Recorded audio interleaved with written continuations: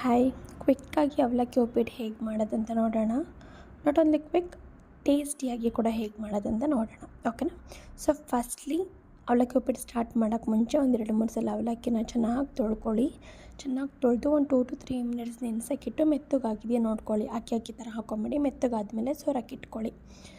ಇನ್ನು ಮಿಕ್ಕಿದ್ದನ್ನು ಮಾಡ್ತಾನೆ ನೋಡೋಣ. ಒಂದು ಬಾಣಲಿ ಇಟ್ಕೊಳ್ಳಿ. ಎಣ್ಣೆ ಹಾಕ್ಕೊಂಡು ಸಾಸಿವೆ, ಸ್ವಲ್ಪ ಜೀರಿಗೆ ಹಾಕ್ಕೊಂಡು ಮೆಣಸಿನ್ಕಾಯಿ ಹಾಕಿ ಫ್ರೈ ಮಾಡ್ಕೊಳ್ಳಿ. ಅದಾದಮೇಲೆ ಕಡಲೆ ಬೀಜ, ಉದ್ದಿನಬೇಳೆ, ಕಡಲೆಬೇಳೆ ಹಾಕಿ ಫ್ರೈ ಮಾಡ್ಕೊಳ್ಳಿ. ಅದಾದಮೇಲೆ ಆನಿಯನ್ ಹಾಕಿ ಫ್ರೈ ಮಾಡಿ.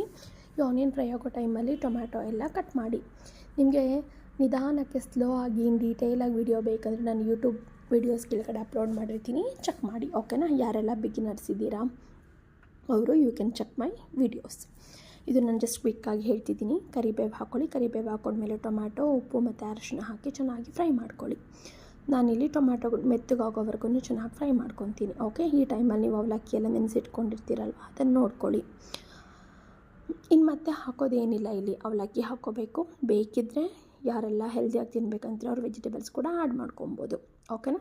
ಸೊ ನೀವು ಲಾಂಗ್ ವೀಡಿಯೋ ನೋಡಿದ್ರೆ ನಿಮಗೆ ಟಿಪ್ಸ್ ಕೂಡ ಸಿಕ್ಕತ್ತೆ, ಹೇಗೆ ಮಾಡಬೇಕಂತ ಕಂಪ್ಲೀಟಾಗಿ ಡೀಟೇಲಾಗಿ ಗೊತ್ತಾಗುತ್ತೆ. ನಾನಿಲ್ಲಿ ಜಸ್ಟ್ ಕ್ವಿಕ್ಕಾಗಿ ಮಾಡಿ ತೋರಿಸ್ತಿದ್ದೀನಿ. ಆಮೇಲೆ ಕೊತ್ತಂಬರಿ ಸೊಪ್ಪು ಮತ್ತು ಲೆಮನ್ ಹಾಕಿ ಚೆನ್ನಾಗಿ ಮಿಕ್ಸ್ ಕೊಟ್ಟು, ಅದು ಅವಲಕ್ಕಿ ಚೆನ್ನಾಗಿ ಬಿಸಿ ಆಗಬೇಕು, ಆಯಿತಾ. ಇಲ್ಲಾಂದರೆ ತಿನ್ನೋಕ್ಕಾಗಲ್ಲ. ಸೊ ಚೆನ್ನಾಗಿ ಬಿಸಿ ಆಗೋವರೆಗೂ ಚೆನ್ನಾಗಿ ಫ್ರೈ ಮಾಡ್ಕೊಳ್ಳಿ.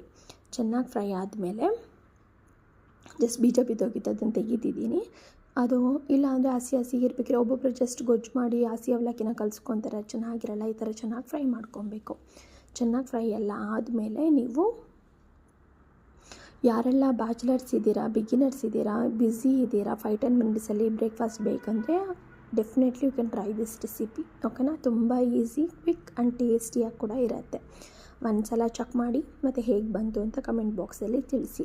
Thank you so much. Subscribe to my channel.